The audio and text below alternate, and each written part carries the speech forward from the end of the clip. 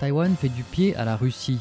Dès ce mois-ci et jusqu'au 31 juillet l'an prochain, les citoyens russes peuvent venir à Taïwan et y rester pendant 2 semaines sans avoir besoin de visa.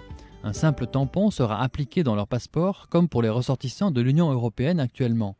Pour cette période de test, le Bureau du tourisme et le Grand Hôtel de Taipei ont conjugué leurs efforts pour faire venir 4 groupes touristiques à Taïwan. Les touristes russes se rendent principalement en Thaïlande quand ils vont en Asie. Chaque année, il y a environ 1 million de Russes qui se rendent en Thaïlande. En comparaison de la Thaïlande, Taïwan peut également offrir aux touristes russes ce qu'ils aiment. Des plages, des baies, un environnement magnifique qui saura les attirer. Nous avons élaboré des programmes de visite sur la côte nord, à Hualien, Taitung, Kenting, Kaohsiung et au lac du Soleil et de la Lune.